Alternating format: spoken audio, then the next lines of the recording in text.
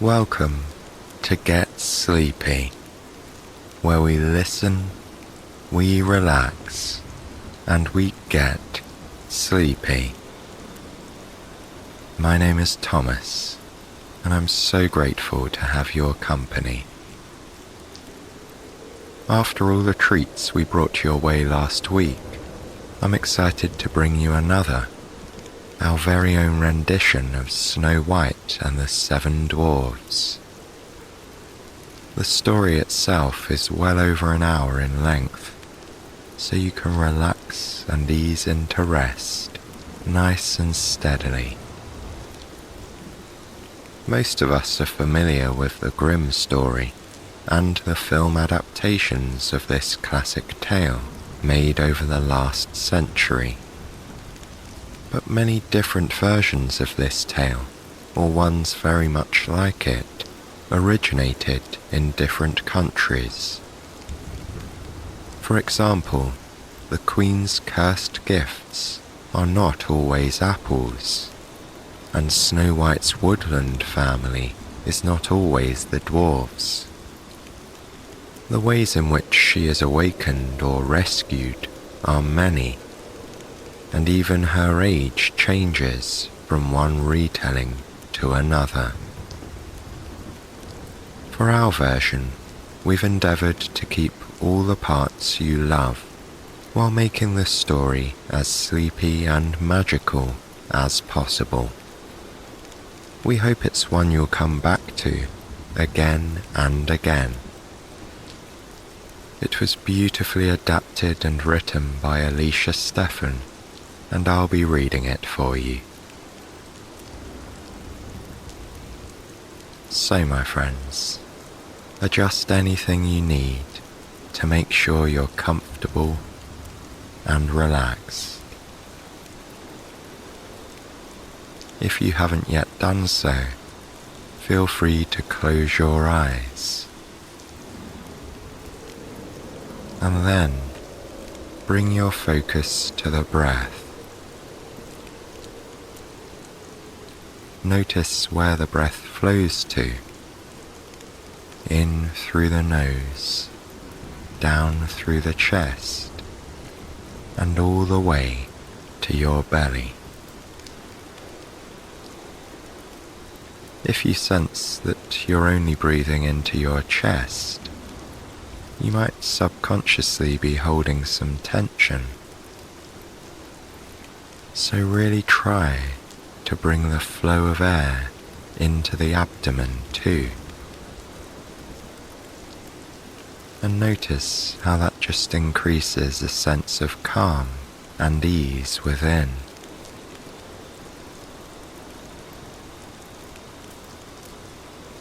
Now I want to quickly share something with you. It's an old Chinese proverb that I heard the other day. You might have heard it before, or it might be new to you as well, as it was for me. Whatever the case, it's a beautiful reminder to carry with us through our lives. It says, if you want happiness for an hour, take a nap. If you want happiness for a day, go fishing. If you want happiness for a year, inherit a fortune. If you want happiness for a lifetime, help other people. It's so simple, yet so profound and undeniable. Us humans can get caught up in chasing wealth and desiring material things, but I think the vast majority of you would agree with me that nothing brings more genuine inner peace and contentment than when we offer a kind and compassionate helping hand to other people. In our story tonight, there are many moments of kindness and support that ultimately overcome some negative human traits and actions.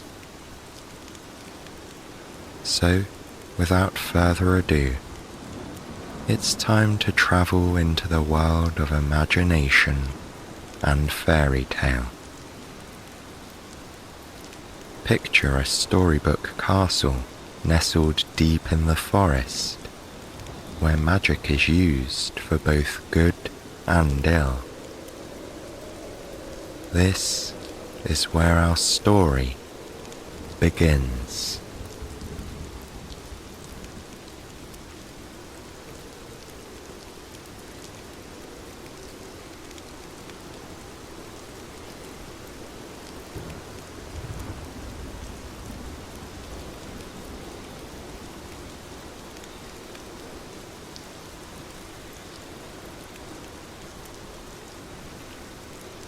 Long ago, in a kingdom blanketed by winter snows, a queen sat thoughtfully by her window. As she watched the flakes drift lazily to the ground, she thought to herself that she had almost everything in the world she could ask for: a loving husband, a beautiful home, and kind and faithful servants. There was just one thing missing in her life, and that was a child. Gazing across the castle gardens, she saw a sparkling expanse of white, edged by the mysterious darkness of the forest. In a moment of fancy, she whispered her wish to the sky. She yearned for a sweet baby girl who would have skin as white as the snow and hair as black as ebony. And her mouth, the queen thought, would be like the bud of a sweet red rose. This wish made its way out into the world, and since it was a more magical time and place, her plea was heard, and her dream came true.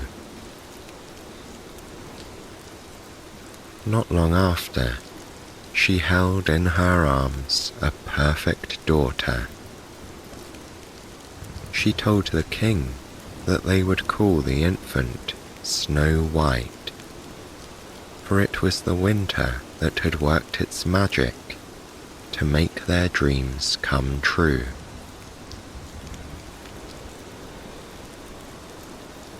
Unfortunately, just a few years later, the good queen passed away, and the king was left alone with his precious daughter.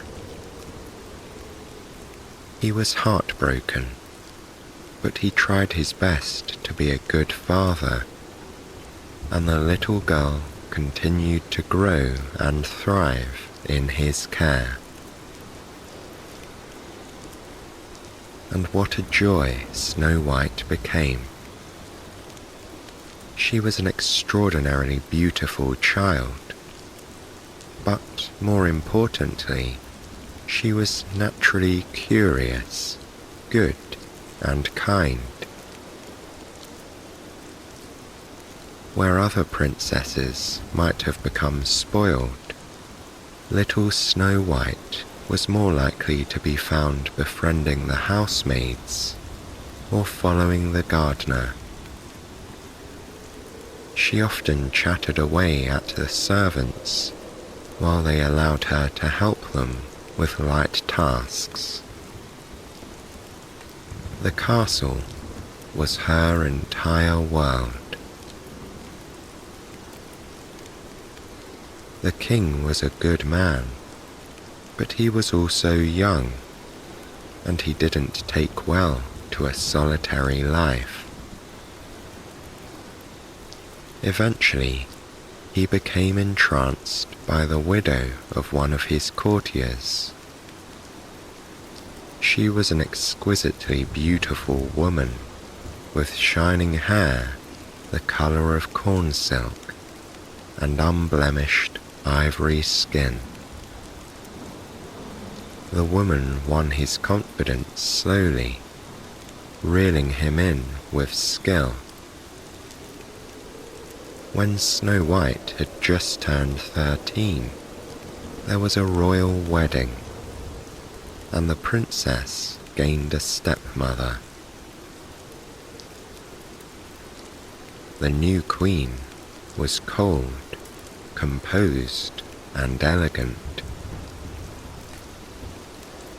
While there was nothing outwardly wrong with her, the servants confessed quietly to each other that they felt a sense of unease descend upon the castle with her arrival.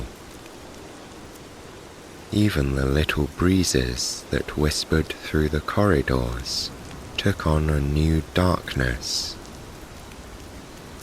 The mood of the court became one of watchfulness and shadows. The new queen had made a great show of doting upon Snow White before her marriage. In full sight of the king, she took care to exclaim about the girl, praising her looks, her cleverness, and her sweet disposition. But once the nuptials had passed, and she had the crown firmly upon her lovely blonde head, her treatment of the princess changed. To be certain, she never revealed her uncharitable feelings to her new husband, who was completely oblivious to such matters. But privately, the queen began speaking sharply and unsympathetically to Snow White. You see, even though her stepdaughter was still a child, the woman sensed that Snow White was a beauty. Furthermore, she found the girl to be an intolerable distraction for the king, whom she felt should be paying all of his attention to his new wife. Although he showered her with glittering jewelry and lavish gowns, the wicked queen was fixated on establishing her place. Very quietly, in small ways, she sought to diminish the princess, refusing to have new clothes made and neglecting to oversee her education. It was as if she wanted Snow White to slowly fade away while her own star ascended. With no tutors or other distractions, Snow White began to spend more and more time with the servants. Soon, the queen was ordering her to complete some of their tasks. In this way, bit by bit, Snow White became a glorified housemaid herself. It happened so gradually that, with all the cares of his position, her distracted father noticed nothing. Although she managed to humble Snow White in completely ordinary ways, the queen also had a powerful secret. Unbeknownst to her husband, she was skilled in the darkest arts of magic. She used her skills sparingly and always to her own advantage. in order to ensure that she was always the most desirable woman at court, she consulted a magic mirror from time to time. The king thought it a completely ordinary thing, but when he was away in the depths of the night, she would sometimes stand before the mirror and say, looking glass on the wall, who is the fairest of us all?" At this, the mirror would fill with dark, swirling mist, and a wizened voice would be heard, responding, "Thou, O Queen, art the fairest of all." Smugly, she would then dismiss the spirit in the mirror and retire for her beauty rest. Matters continued like this until the day of Snow White's 16th birthday. There had been no lavish party, but the girl's father had insisted on a fancy court dinner.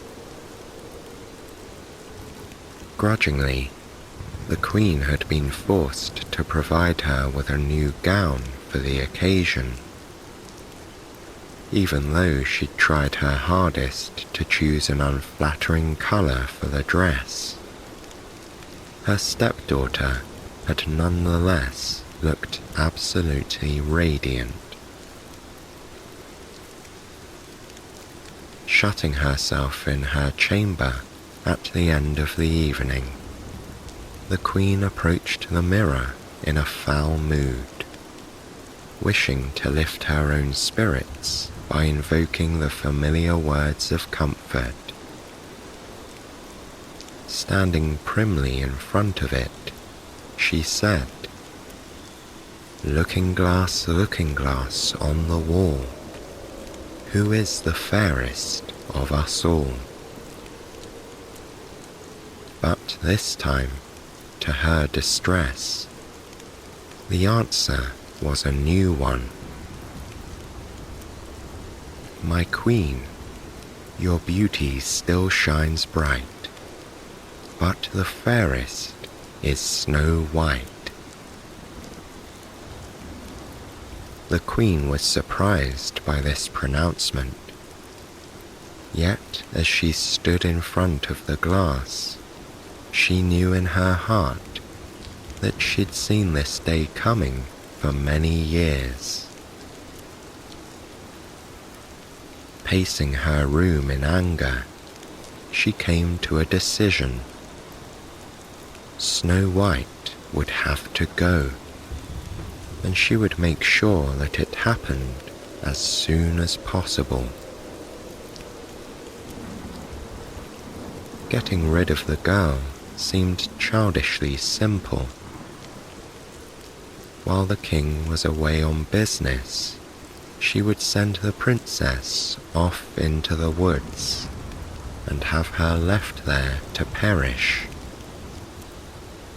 By the time her husband returned and launched a search for her, it would be too late, and only bad luck would be to blame. Using her skills, the queen enchanted one of the kitchen maids, instructing her to lure Snow White into the depths of the forest on the pretense of seeking herbs. Although it was autumn and conditions were cold and windy, Snow White didn't question this plan. The queen made sure that her stepdaughter departed early in the morning with no witnesses, carrying nothing but an empty basket and warmed by little more than her cloak. She She and the maid were mounted on a single horse, which would carry them as far away as possible, before speedily returning home with the spellbound maid as its only remaining rider.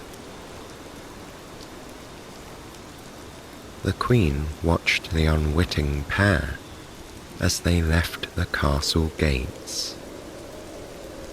Then, from a higher tower, she followed them with her eyes until they vanished into the canopy of the forest, its branches waving in the autumnal winds. As they did, she smiled to herself with delight, anticipating her next meeting with the magic looking-glass. All would go according to her plan.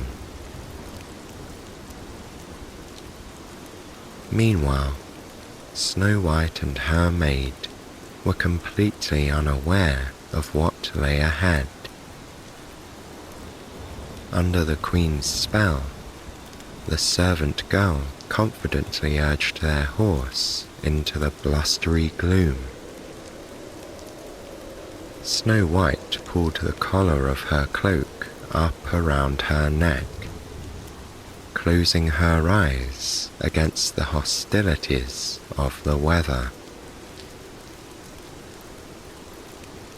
Brown and yellow leaves swirled in their path, and the air bit at their noses and ears. But the maid insisted with a light tone that they must go deeper into the thickets and into the wilderness. Finally, when Snow White had absolutely no idea where they were, the maid stopped their horse. Pointing down into a ravine, she told Snow White that the elusive herb would be found there. The princess looked at her dubiously, but she'd always had her trust rewarded by the servants. So she dismounted the horse, took the basket, and plunged downwards into the brush. She was dishevelled and tired before long, and she called out to the maid. Her only answer was the wind howling through the leaves. Pushing her way back to where she thought she had started, she realized with dismay that the maid was nowhere to be found. Fighting a rising nervousness, Snow White called out. For the first time in her life, she felt completely lost and alone. The afternoon became a blur as she plunged aimlessly through the forest, eventually dropping her empty basket. As she became increasingly tired and exhausted, she felt like she was walking in circles. Her fingers and toes became numb, and eventually she was overcome by a feeling of hopelessness. Just when she thought she couldn't go another step, she spotted what appeared to be a cabin up ahead. Wiping the frozen tears from her eyes, she renewed her energy, pushing through the scratching branches until she emerged in a clearing. The windows of the little house were dark, but she still knocked on the door. Although she had been raised with good manners, when nobody answered, she nonetheless pushed the door open. She had to find shelter, or she knew she would not last the night. When she first entered the cabin, she could not make out the interior. The fireplace was cold and dark. However, as her sight adjusted, she could see that she was standing in what appeared to be a bunkhouse. There was a long table down the middle, with 3 seats on each side and one at the end. Along the back wall of the cabin, there were 4 identical beds, and next to the door in the front of the cabin, there were 3 more. All 7 of the beds were unmade, and there were crumbs and used plates standing about on the table, along with half a loaf of bread. If someone still lived here, they were not concerned with tidiness, she reflected.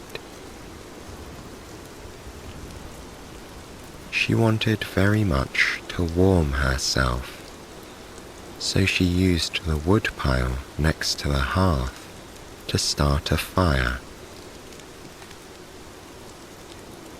Once she had a cheerful blaze flickering, and her fingers were tingling with life, her gaze fell upon the loaf of bread. Until that moment, she had not realized how hungry she was. But she had not had a morsel to eat since leaving the castle that morning. It seemed, she thought ruefully, a lifetime ago. Unable to resist the temptation, she used a bucket of water to wash a set of utensils, and then hastily cut herself a thick slice of bread. Sinking into one of the chairs, which were all oddly small, she ravenously consumed the delicious slice, slumping her shoulders with relief. Then, peering in a nearby pitcher, she saw that it contained some water. She drank it dry. With her stomach full and the warmth of the fireplace relaxing her, Snow White suddenly felt overcome with drowsiness. Faintly, she thought how she absolutely must rest her eyes for a little while. Casting her eyes thoughtfully to one of the beds, she pondered just laying her head down for a few minutes. She gingerly laid herself on top of the covers, reasoning that it was the most polite way to nap without an invitation. Then, almost instantly, she sank into a deep, dreamless sleep.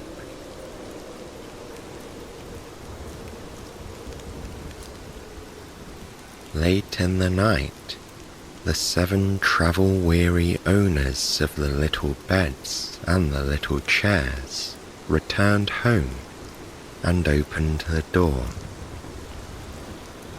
They found a dying fire in the hearth and a strange girl sleeping on one of their mattresses. One by one, a group of stalwart dwarves trooped into the room, and then stared in amazement at the sight before them. Whispering amongst themselves, they decided the girl was harmless and that they would not wake her. Instead, they retired, with one dwarf sleeping in front of the hearth, and they waited for morning. The dwarves were all awakened by a soft exclamation many hours later. Sunlight danced through the small windows of the house, and the strange girl was sitting up on the bed, with her hands covering her mouth in surprise. Rubbing the sleep from their eyes, they rose from their pallets and looked at her in puzzlement. Then the boldest among them spoke. He asked the girl who she was and where she had come from, for, as he explained, they were creatures of the woodland and unused to seeing many humans this deep in the forest. Coming home from a mining expedition to find a girl sleeping in their house was, well, quite unexpected. In a rush, Snow White sought to explain herself. She had become lost in the woods and wandered a great distance. She knew that it was poor manners to invite oneself into someone else's home, she clarified, but she'd been so cold and hungry. She promised to bake them a new loaf of bread. The dwarves were kindly creatures, if a bit awkward and unused to strangers. They found themselves unified in sympathy for the poor, lost girl. Clucking their tongues about her predicament, they huddled briefly and quickly agreed.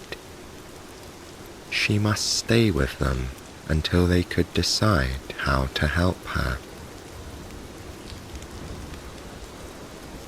Snow White was filled with relief, and she promised to do her best to help around the house.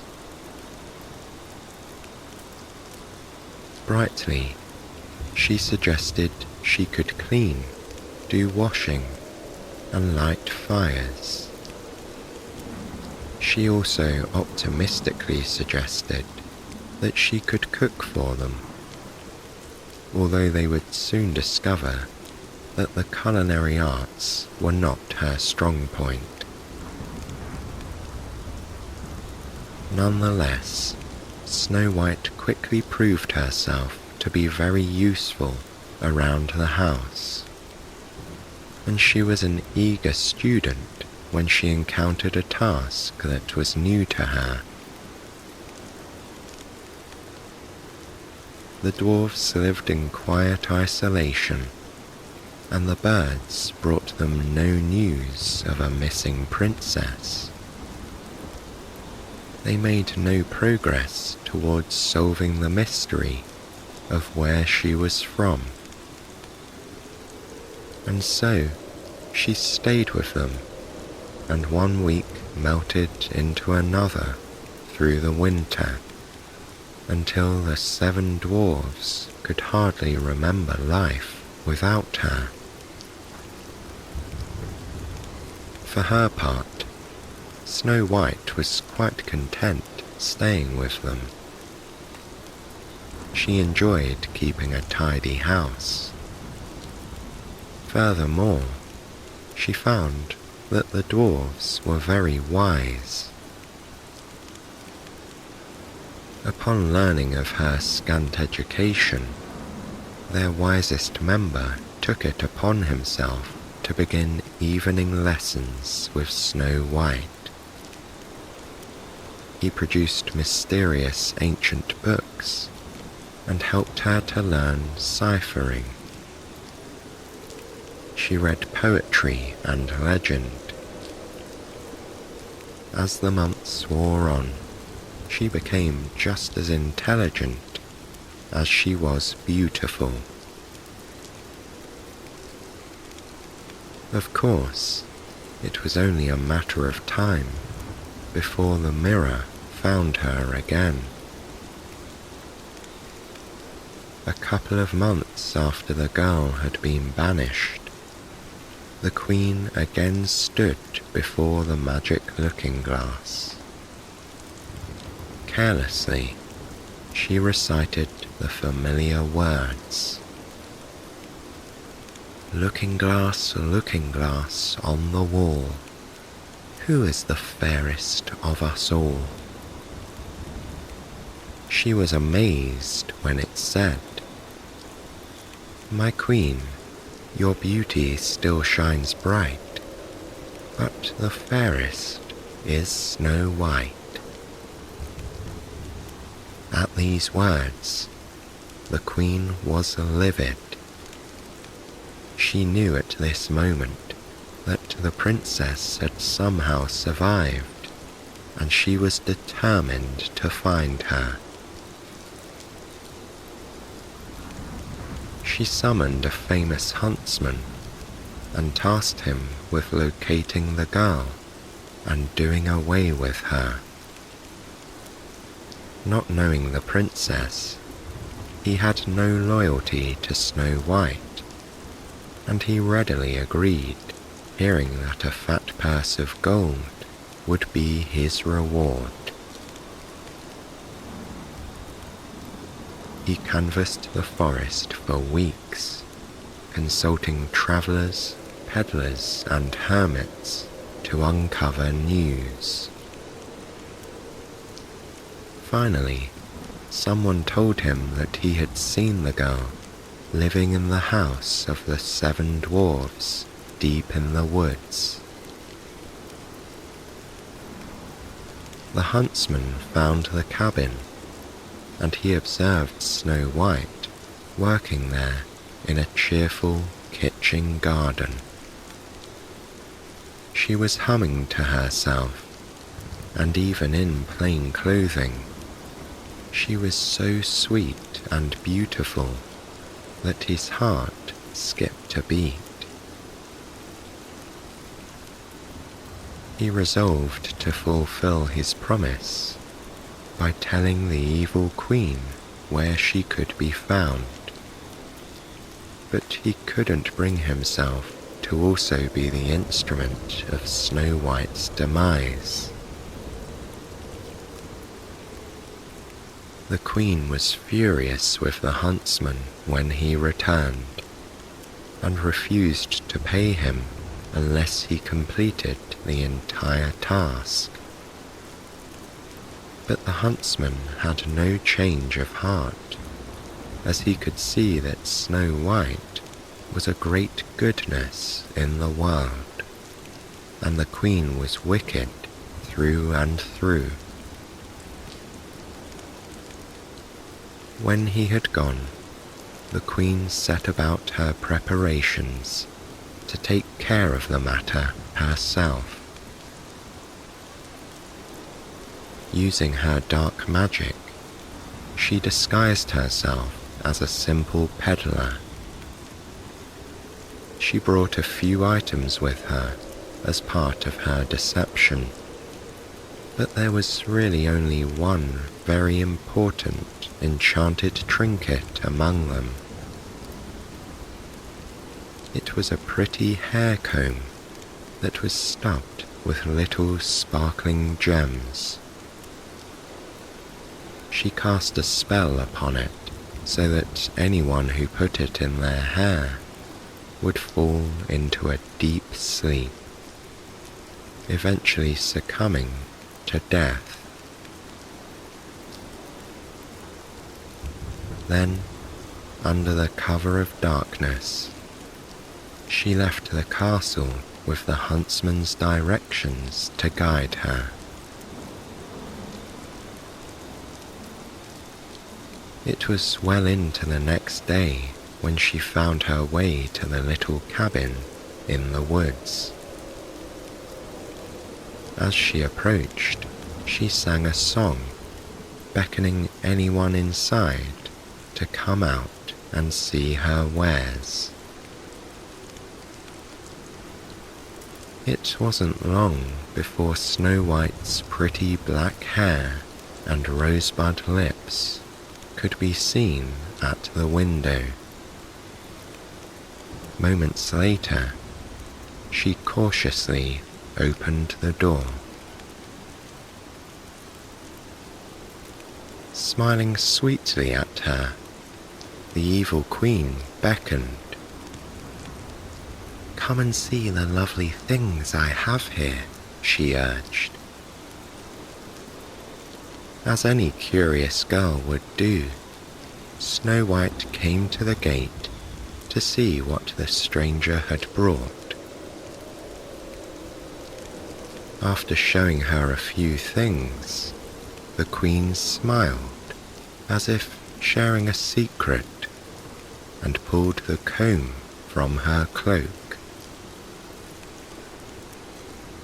Snow White caught her breath with delight, accepting it into her beautiful hand and holding it up to see it sparkle in the light. "Try it on," the queen whispered. "It will look so lovely in your ebony locks." Snow White couldn't resist, as she had no such beautiful things and found them fascinating. She inserted the comb in her hair, turning to look at herself in the reflection of the cottage window. But before she could see her reflection, she was overcome by darkness. As if sinking down into the waters of a well, she crumpled to the ground, lying seemingly lifeless in the grass. Laughing with triumph, the queen turned and walked away. She had accomplished her goal. It was many hours later when the dwarfs returned from their labor in the hills. When they did, they found the girl in the front garden, lying in a heap upon the path. They all rushed to gather around her, fanning her face and patting her hands. As still as a porcelain doll, she showed no signs of life. Nonetheless, they held out hope. As they turned her head this way and that, one of the dwarfs noticed the trinket in her hair. He commented that he did not remember ever noticing it before. Furrowing his brow, the wisest of the dwarfs reached over and tugged the comb loose, allowing a thick wave of hair to fall down on her pale cheek. Within moments, Snow White's dark lashes fluttered and her eyes opened, looking around at the dwarfs in wonder. Sitting her gently upright They peppered her with questions. What had she been doing? How had she become faint? Innocently, she related the tale of the travelling peddler and explained how she had accepted the comb. Then, in confusion, she added that she was surprised the woman had left her like that, without even taking payment. All eyes in the cluster of dwarfs turned to the item in question. There could be little doubt among them that villainy was afoot. As they helped her into the cottage, plying her with water and food, and urging her to rest, the dwarfs whispered and muttered amongst themselves.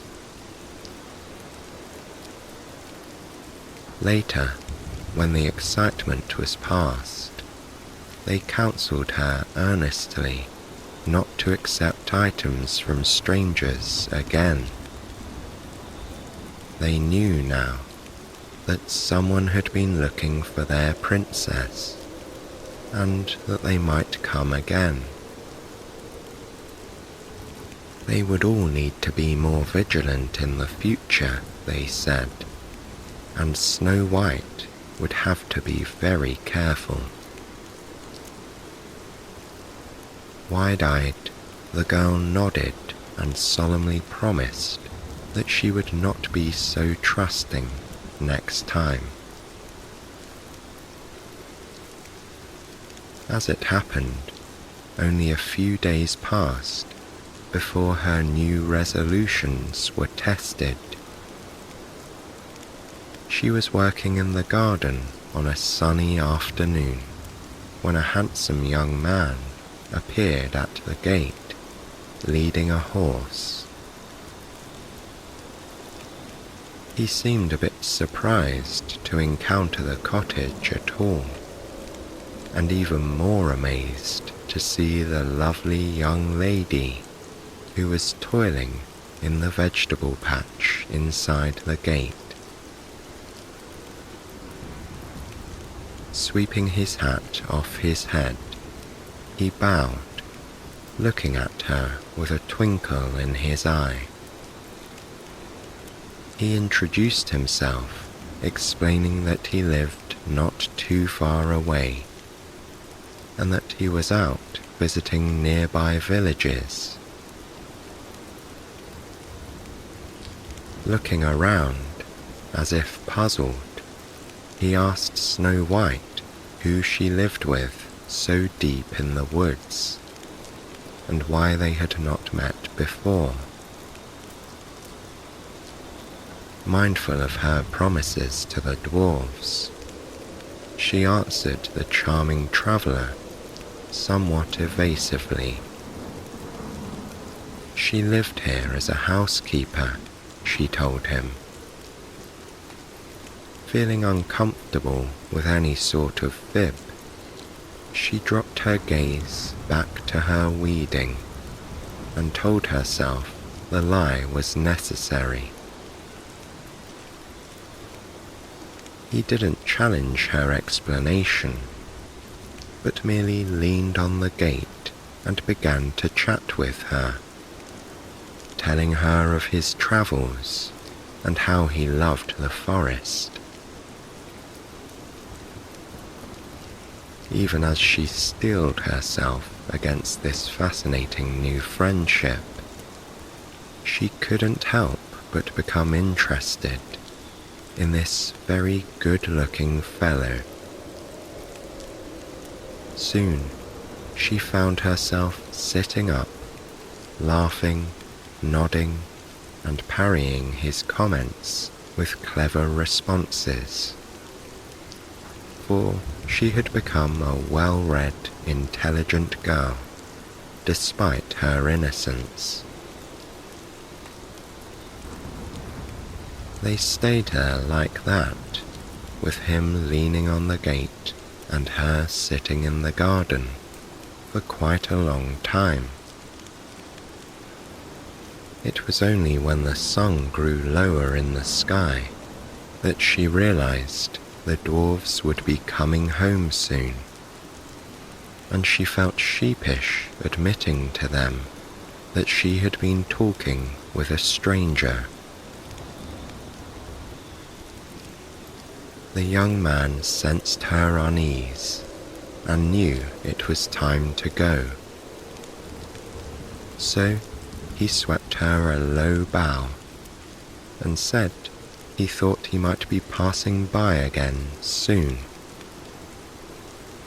This was his plan now, because Snow White was simply the most enchanting girl he'd ever met.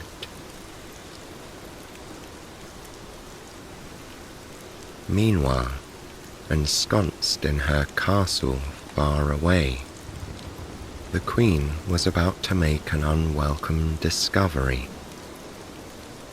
Standing in front of her dark mirror, she once again confidently posed her usual questions.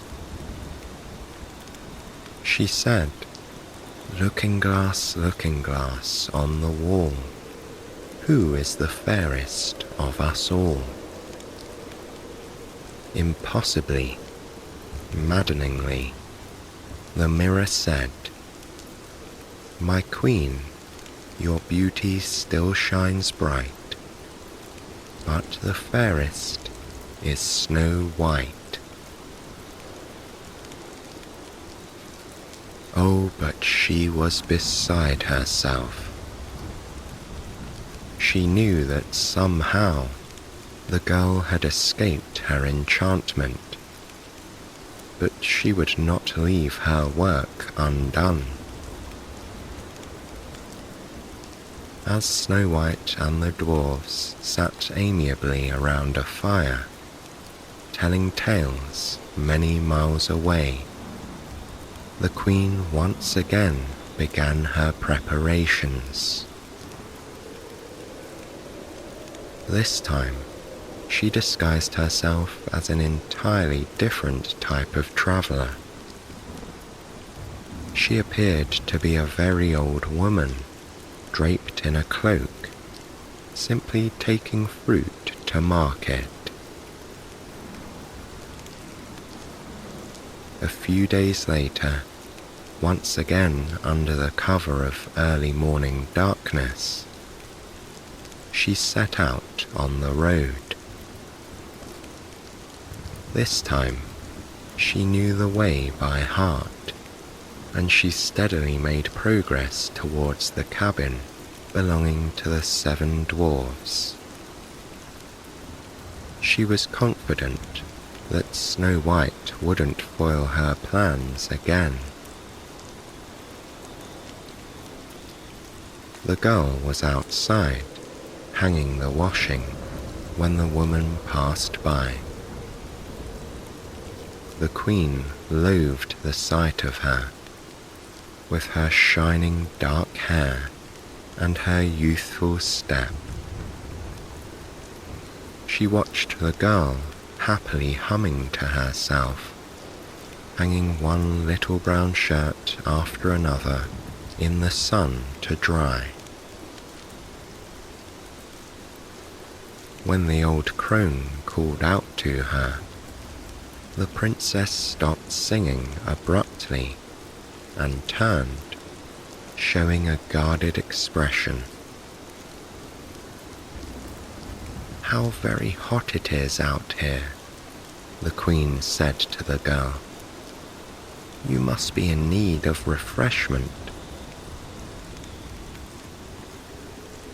Snow White shook her head vigorously. She would not trust this strange old woman, even though she was not the same one as before. Undeterred by her resistance, the Queen reached into the depths of her basket full of fruit. She plucked the most perfect juicy-looking apple from its center and held it up for Snow White to see. Then she offered it to the girl. Snow White refused, saying that she was most obliged, but could not accept food from a stranger. The old crone clucked her tongue sympathetically and laughed in a friendly way. Holding up her finger, she told the girl she had a solution. Drawing a small knife from her pocket, she sliced the apple neatly in two, showing Snow White the inside. Then she took a large bite from one half, taking care to openly savor its delicious, juicy flesh. She could see the hesitancy draining away from the girl as her young eyes fixated on the apple. Snow White walked slowly to the gate, convinced by the Queen's performance. Smiling gratefully, she took the other half of the rosy fruit. After all, the woman had eaten it herself. What harm could it do, she thought. But she did not know it was possible to enchant exactly half of an apple, tainting it with a spell that would eventually send her to an eternal rest.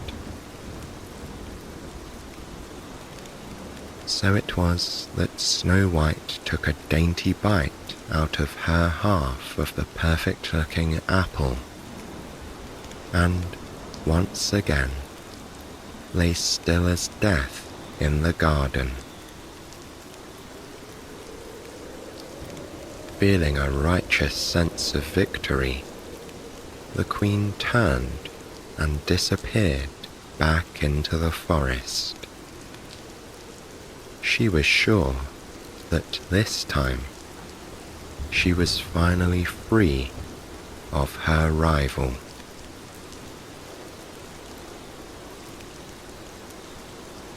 It was many hours before the 7 dwarfs came trudging home. When they did, they were dismayed to see Snow White lying in the path. Hurrying to surround her, they attempted to revive her, pleading with her to awaken. Wise to the Queen's former tricks, they turned her head this way and that, seeking a hair ornament, but they found nothing. With tears in their eyes, they whispered amongst themselves, trying to think of a solution, to no avail. One of the dwarfs commented sadly that they could not leave her there like that on the ground. They all agreed and soberly stood, lifting her on the count of 3. For even though they were very strong, she was quite a lot taller than they. Slowly, they moved her inside the cottage. As they neared the first bed, one of the dwarfs tripped, and she was awkwardly dumped onto the mattress on her side. As the dwarfs broke out in bad-tempered reproofs of one another, something amazing happened. Snow White coughed and sat up, putting her hand to her throat. the dwarfs instantly ceased their bickering and turned to look at her in amazement. Her flushed cheeks and rosy lips showed that she was once again vibrant and awake. Their clumsy handling had somehow dislodged the poison apple from her throat, and she had escaped her fate for a second time. When she was feeling better, she got a very stern lecture. Shamefaced, she admitted her error. She explained that the woman had tasted the apple right in front of her. How could she have known? But the dwarves shook their heads and insisted she must not take another gift of any kind, be it jewelry or sweets. She nodded her head in agreement and resolved to do better in the future. For what if the dwarves had not returned home in time, or tripped and jostled the fruit loose from her throat? The outcome would have been grave. So when her handsome young man appeared at the gate again a few days later, she told herself that she would simply not accept any gifts from him. But no lectures from the dwarves or good intentions could keep her from being drawn to his fascinating conversation or his charming good looks. She even let him kneel next to her in the garden and help her with the weeding.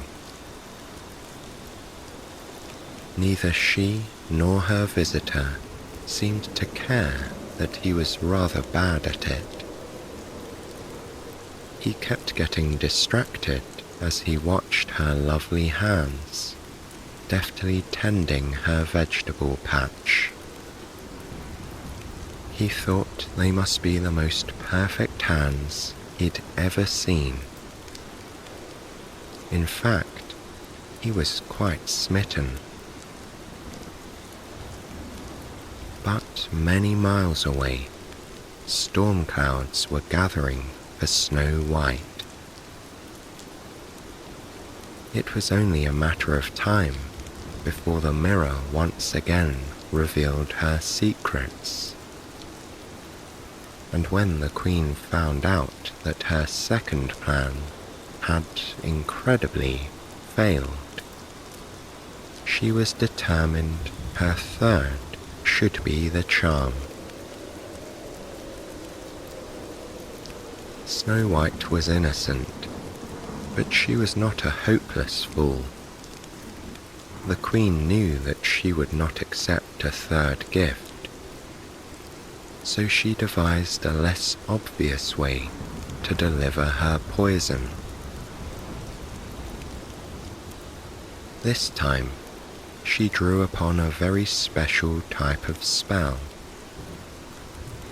She found an ordinary metal ring that was so delicate it was hardly visible. With her dark skills, she enchanted it. Although it was really a very plain ornament, to the human eye, it was a great treasure, sparkling with multicolored gems. She made sure it would be irresistible to a pretty young maiden. On this occasion, the Queen timed her arrival at the cottage for the dark hours of the morning. Quietly letting herself into the garden, she glided silently to Snow White's beloved vegetable patch. Once there, she took the enchanted ring and set it on the ground. Then, as quietly as she had appeared, she exited the garden and melted into the sheltering branches of the forest.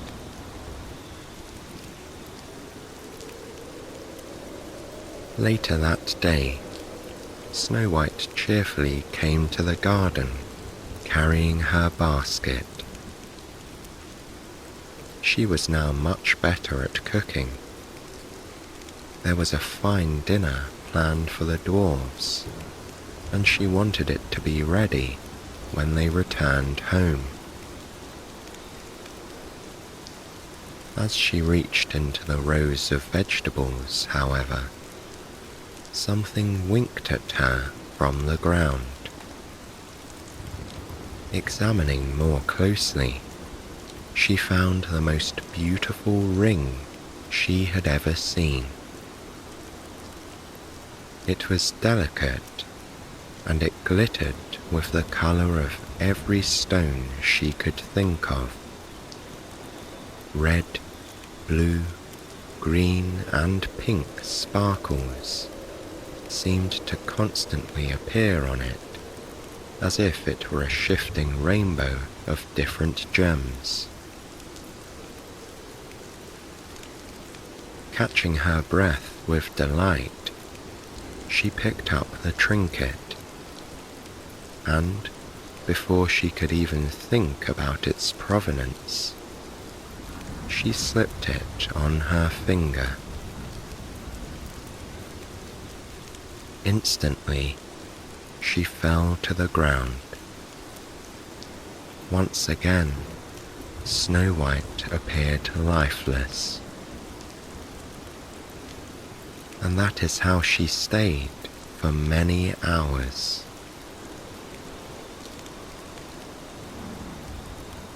As it happened, the dwarves came home early that day. They had finished their work sooner than usual, and were looking forward to a leisurely evening at home. But to their dismay, they found Snow White had once again fallen victim to a ruse.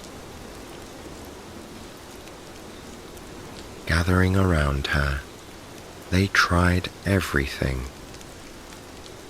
They searched her ebony locks for jewelry. They turned her over and jostled her in case she had eaten something. But it was useless. Soon they were sitting in silence around her, with their hats in their hands. This time, they feared, they would not be so fortunate as to stumble upon her cure. Just then, her charming young man appeared at the gate. While this would normally have put the dwarves on the defensive, they were too distraught to care about the stranger, and they didn't complain when he hurried to their side. As the dwarves watched, he patted her face and hands, trying all the tricks they already knew too well. Alas, he was not able to revive her either. It was a sad gathering, indeed. As the man took in the sight of his beloved, he was filled with grief. Sadly, his eyes wandered to her beautiful hands. On her finger, he could clearly see that a lovely ring was sparkling. Looking up at the dwarves, he asked if this was a new trinket and if they had given it to her. Puzzled, the dwarves stared at her hand, for they were not human and they did not see the false gems. All they noted was that she had just the thinnest metal band upon her finger. They didn't know what the visitor was talking about. Acknowledging that even this dainty metal ring was new to them, one of the dwarves reached down to her finger and slowly pulled off the adornment. To his amazement, Snow White suddenly took a deep breath, and her face flushed with colour once again. As a cry of happiness went up among all present, she fluttered her long lashes once, twice, and then opened her eyes. Seeing her alive, the dwarves danced about the garden in happiness.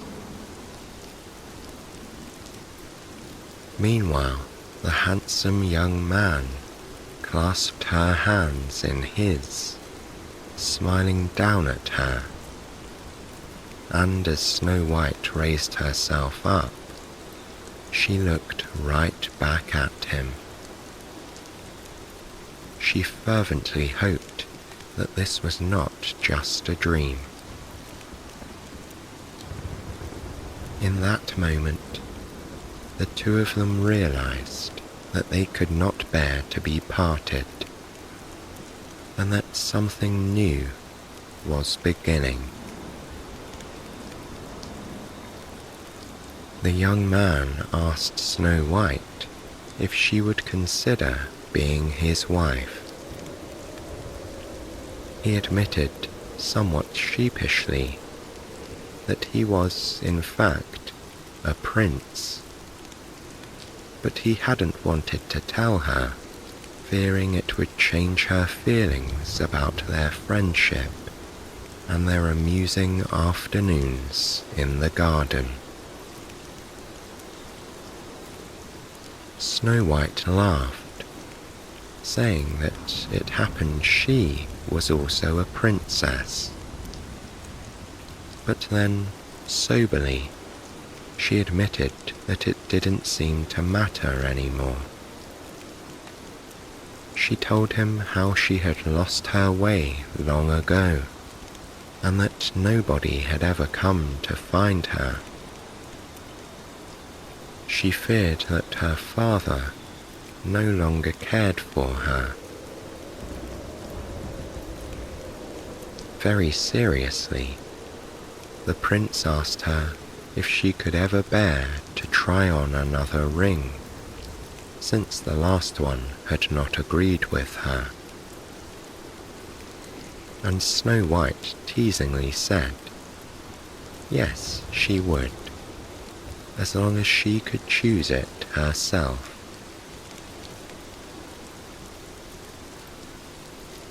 Meanwhile, the queen did not escape retribution for her meanness.